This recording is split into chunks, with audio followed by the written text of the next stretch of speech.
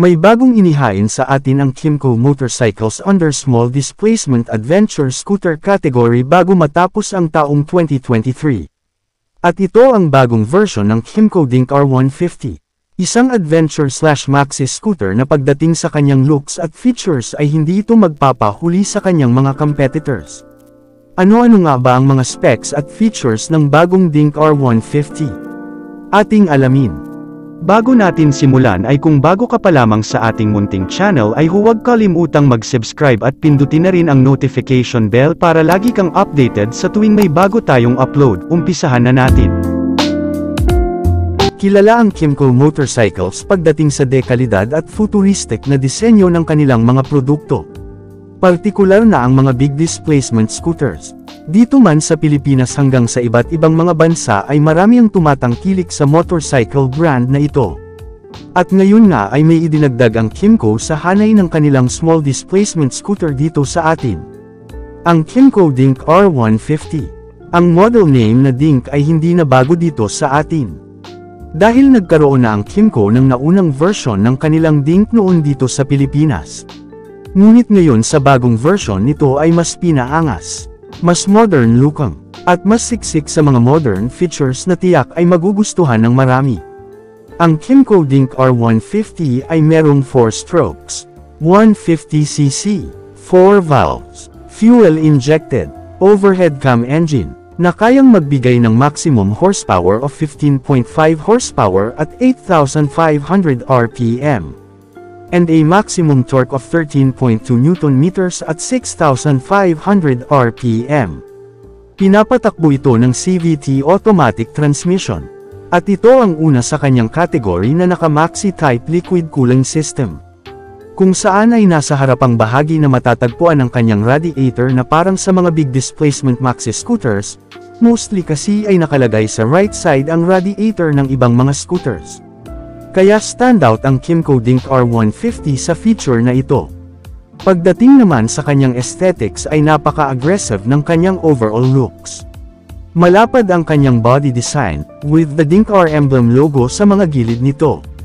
Napaka-angas din ng kanyang V-shaped na headlight, sinabayan pa ng kanyang mini dock fender, dahilan upang lalong lumabas ang pagka-adventure style scooter nito.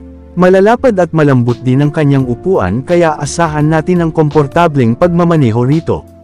At since maxi scooter type din ito ay meron itong foot extender for more comfortable riding experience. Equipped din ito ng malapad na windshield for good airflow while riding. Pagdating sa kanyang dimensions ay meron itong length, width, at height na 1,957 by 787 by 1,297 mm, wheelbase na 1,374 mm, seat height na 783 mm, dry weight na 148 kg, at napakalaking fuel tank capacity na 10.7 liters, na ayon kay Kymco ay aabot ng 400 km ang isang full tank sa scooter na ito. Kaya malayo ang mararating mo bago ka mag-refill ulit ng fuel. In terms of convenience naman ay panalo din ang Kymco Dink R150. Meron itong malalim na side pockets with cover, utility hooks, malawak na underseat storage kung saan kasya ang isang helmet at iba pang mga gamit. Meron na rin itong USB charging port, upang hindi ka mangamba na malobat ang phone mo sa biyahe. Malapad ang mga gulong nito na may tire size na 120 by 70 R13 sa harap.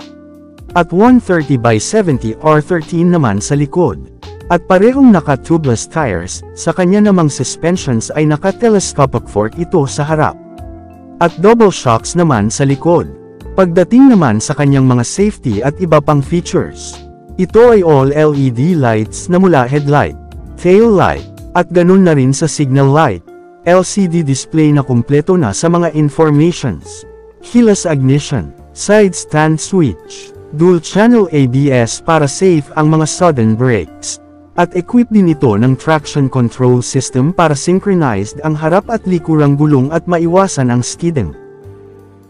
Ang Kymco Dink R150 ay available in 3 colors.